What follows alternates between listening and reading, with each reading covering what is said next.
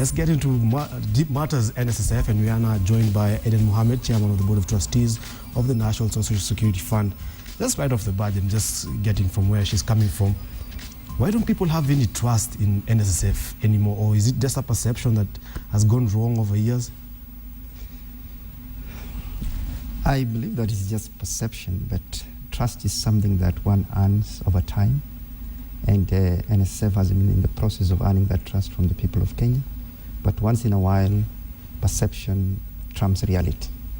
Today, I'm here to give you the reality of what is happening in NSSF, so that that kind of perception is laid to rest. You've seen a lot of changes in NSSF starting in 2012, where you had this big kind of rebranding and reapproach in the way you engage with the saving public, as it were, people who are actually saving up for pensions for their later years. Also, we've seen institution of corporate governance measures at NSSF. Perhaps what are some of the key changes that have been there so far? The biggest single change that happened in NSSF in the last few years is the enactment of the new NSSF Act. Given the fact that we had a lot of issues earlier on, NSSF Board of Trustees, NSSF management, members of the public, the National Assembly, and finally the President had a go at trying to change how NSSF is run.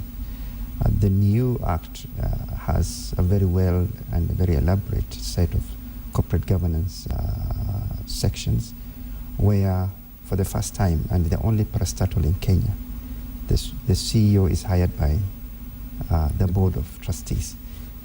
That needs to be highlighted, because it is among the hundreds of parastatals that are in Kenya. This is the first one where the board now has a virtual control of hiring the CEO. And the reason is that we wanted to shield management from whatever other issues are going out there. The new act has given a cap of even the expenses that the board is authorized to spend. To spend. For example, in the first year, and that is this year, we are only allowed to spend up to 2% of the total assets of the fund. From next year, we are only allowed up to 1.5%. And that is in line with the international standards of pension funds all over the country, all over the world. The other thing is that we are now mandated to hold annual general meetings. You will note that the first time in 47 years, we held it in the year 2012. That was the first time in 47 years. That was not that was not in the Act then, but in this new Act, we have put an annual general meeting every year. We are planning to hold one in September, and we are going to invite all our contributors to that annual general meeting. That's a whole bunch of contributors, because I think everyone is entitled to be a contributor at NSSF. But just speaking off on what you alluded to earlier, there has been this notion that there has been a lot of political interference at NSSF, where it has been used as a cash cow by people who are in power to siphon off funds from NSSF to fund their own kind of interests. Is that true, or is it just one of those things that people just was misconstrued from the get-go? Or was it there happening before? Karanja, that is not true. You will note that when we started NSSF as a country in 1965, people were contributing 40 shillings. The individual contributor was contributing 40 shillings, and his or her employer was contributing another 40 shillings. That was 80 shillings. If you look at all the actuarial reports prior to this year, NSSF as a concept until 2013 was not supposed to be even functioning. From simple numbers, we went from 80, we went to 160, and then we went to 400 now. You will note that if you save 400 shillings every month, that cannot be something that can be called savings. Over the years, I have joined the NSSF Board of Trustees in the year 2009. When I was taking over, our total asset base was 82 billion. Today, the asset base, as of last audited financial statement, is about 154 billion. That's a 90% increase. If that siphoning was going on, then how does one increase the total asset base on an investment of 400 shillings a month from 82 billion to 155 billion. So the perception seems to have taken a life of its own. It is repeated in the news media. It is repeated in every discussion within the blogosphere or in the social media. So people now tend to believe what they have generated. Yeah. So I don't think that there was political interference. There is political, of course, politics is not divorced from management. Mm. This is a parastatal, and a parastatal by definition means that the government will have a stake. The government itself doesn't mean politics. We don't even have politicians anymore as CEOs in government, other than the president and his deputy. So that notion, I think, is one of the many perceptions that has been going on. Perhaps one of the things that has fueled this has to be the nature of, or the kind of investments that have been made. We have been told of instances where your purchases in land have been undervalued, or when you are selling them, they were not at current market rates. The kind of investment of vehicles that you're using perhaps were not the best, were not in tune with what other retirement pension funds had. Case in point is that when you look at other retirement pension funds, that there is higher returns compared to what NSSF was giving, given that you actually give the rate of saving was low. But the kind of portfolios that they have, even the kind of assets, we've seen the private ones become even larger than NSSF with all the people that are in there. Perhaps, isn't that something that needed to be looked at and actually thought critically about in terms of actually demystifying what NSSF is actually up to, and therefore divorce yourself from all these corrupt allegations that are always thrown at you whenever you say NSSF wants to put a building, someone will challenge that. When anything that NSSF wants to do, someone will always challenge that. Let me put this misconception of private pension funds being bigger than NSF. For example, if you guys at Standard Media or the Standard Group, if you have a pension scheme, what you'll be contributing is about 15-20% of your gross income. It might be something like 15,000 or 20,000. If we take that, even if you are 10,000 people contributing at 20,000, that is a very big number. Yeah. We are 1 million plus people contributing at 400. You cannot expect 400 million to compare with. That is our annual increase every year. Yeah. But here is people contributing 10,000 every month, individual. So when you're comparing the private pension scheme to a provident fund, we were not a pension scheme until this year. I think that also misconception has never been clear. It's a case of apples and oranges. That's correct. Yeah. So when they say that private pension funds are growing, yes, they are growing because there is the need for them to grow, and the actual contributors are putting a lot of money there. We were asking only for 400. It was capped by law to 400. It is only this year that we are now converting from a provident fund into a pension fund, and it is capped at 12% of income. But even then, we have divided it into two tiers. The basic one, which we call tier 1, and what we call income replacement for tier 2. Tier 1 is only 12% of the minimum wage. The minimum wage in Kenya today is about 9,000. 12% of 9,000 is about what? 1,000 plus. So we are only now increasing from 400 to 1,080. So the increases are really not that much. So when we hear NSSF is big, NSSF is this. We have the numbers, yes, but we don't have the contribution numbers. We only have the membership numbers. That is now, as you said, comparing apples to oranges. How do you divorce NSSF projects from corrupt allegations? We are a country of cynics, actually. Every project that a governmental body has undertaken has always been questioned. Yeah. Every project that a private entity has undertaken is given a seal of approval. Nobody has taken the time to compare a public project with a private project and see whether there was value for money. For example, there was a big misconception, and probably it was done by one of your group, comparing our Hazina project with other buildings. Nobody compares the total amount of space. For example, the number of floors, the finishing. No, it is, this building is being done by so-and-so, it is 4 billion. This building is done by NSF, it is 5 billion. As I said, one can buy a suit of 100,000, And another one can buy another suit, which looks the same even in color, at 10,000. Yeah. But it all depends on the quality. So misconceptions, once that perception comes in, it's like a self-fulfilling prophecy. Yeah. NSSF Act came into place sometime last year, and since then there was that whole thing you're talking about, the increase in the kind of rates pension savings that people will be mandated to put aside, and there was a huge uproar. I think everyone was comfortable with the kind of 400 they were doing. Now that they're being told to remove 1080, I think people are not comfortable with that, because again it removes money from the pocket that they would have otherwise had. What advice the kind of increase that we saw in both tiers? Karanja, for the first time in the history of this country, pension and savings have been mandated. You will notice that whatever. First, let me take back. There are only 350,000 Kenyans who are on now pension schemes. Kenya is a country of 45 million. So we cannot say that 350,000 are the only ones who should have a pension scheme. Because of that dearth of lack of pension in the country, the government has come up with a policy of mandating pensions. Pension before was just one of the benefits being paid by to workers, just to attract and retain them. Yeah. It wasn't a mandatory thing.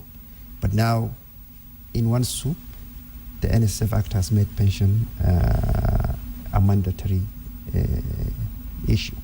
Now, who collects that pension is where the hullabaloo is coming from. NSSF has been mandated to collect Tier 1, which I said is an increase from the 400 to 1,080. Of course, NSSF will compete with the rest of the pension schemes to collect Tier 2. We intend to give a very robust competition and retain majority of the Tier 2 money.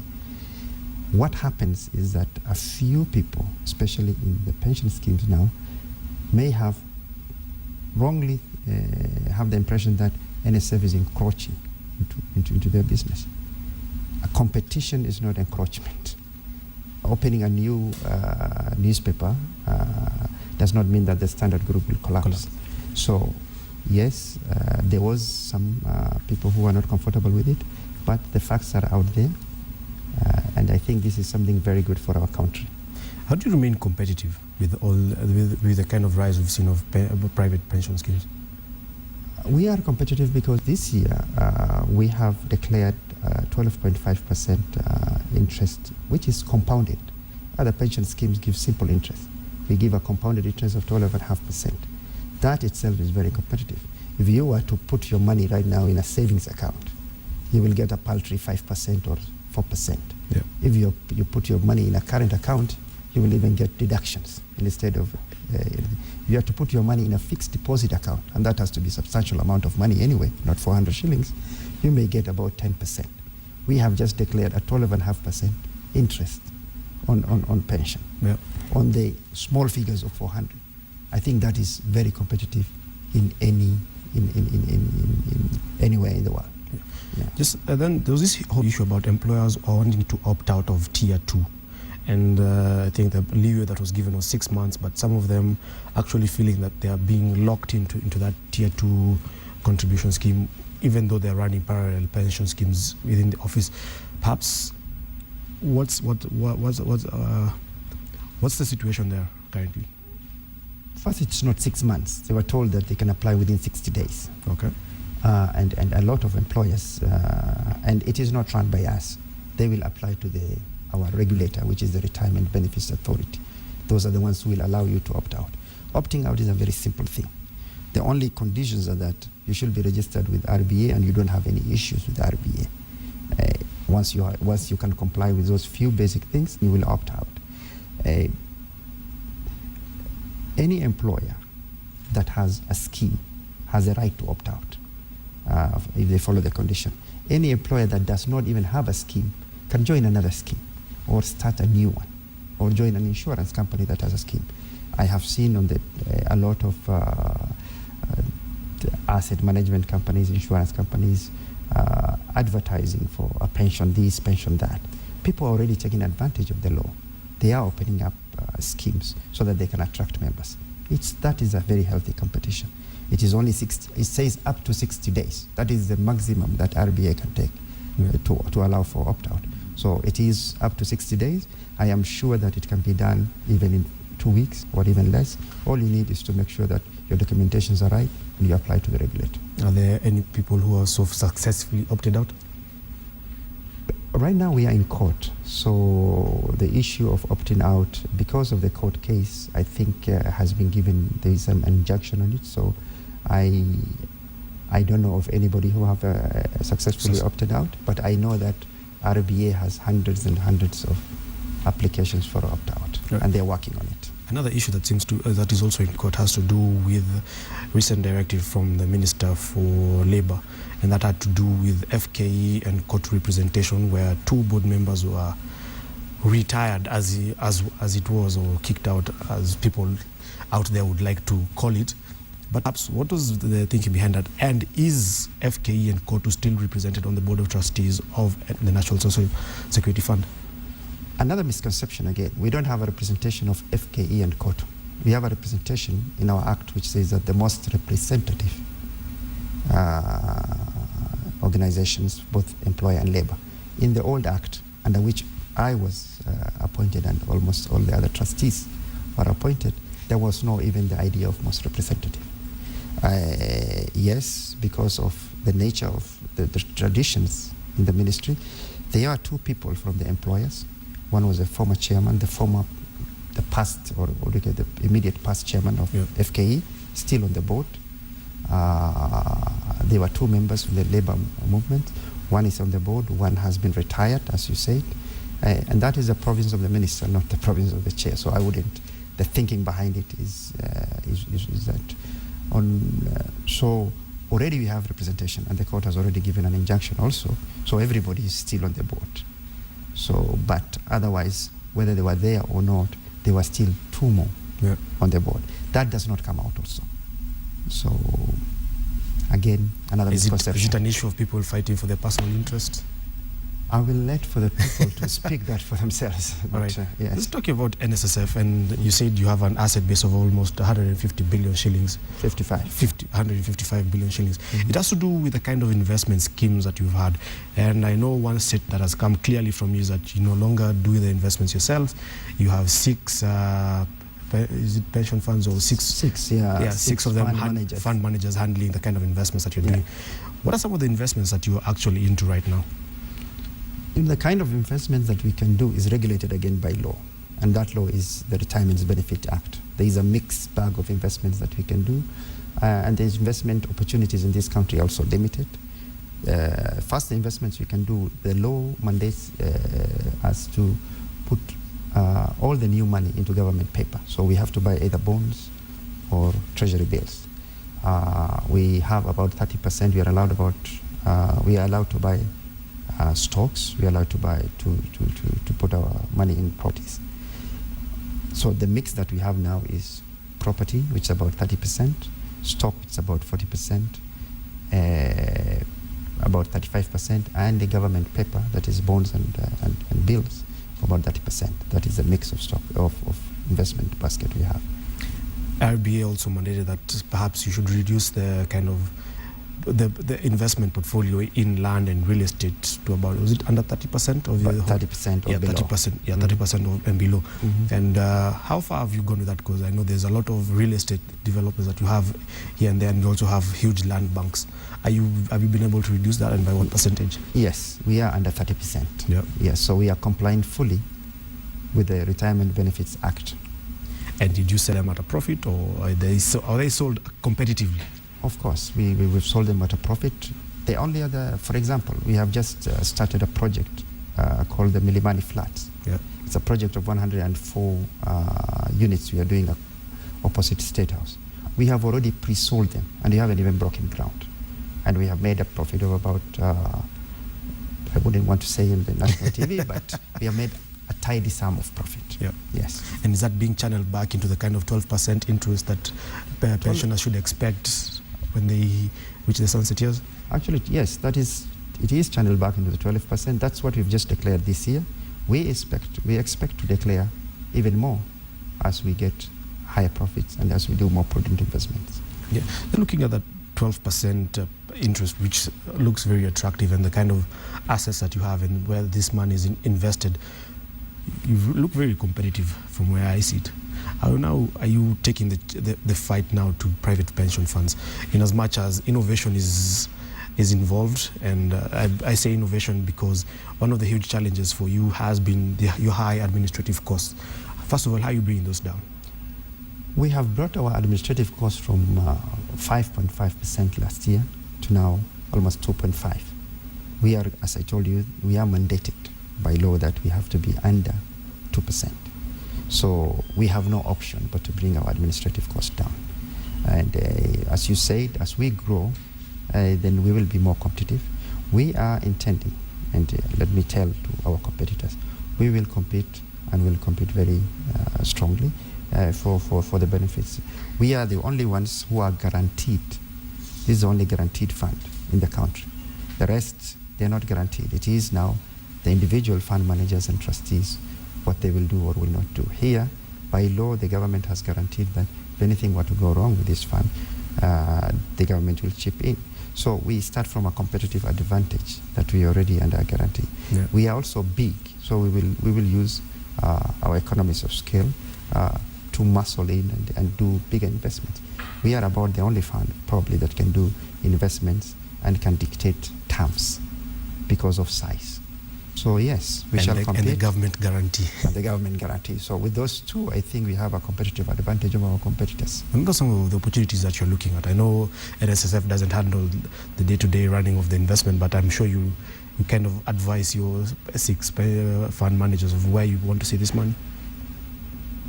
You know, the only opportunities for investment right now are those three avenues. Of course, once in a while we get commercial paper, like a company wants to expand and they give a commercial paper in the stock market and we buy. But one of the opportunities we want to look at now is the region. The law allows us to invest in the East African community.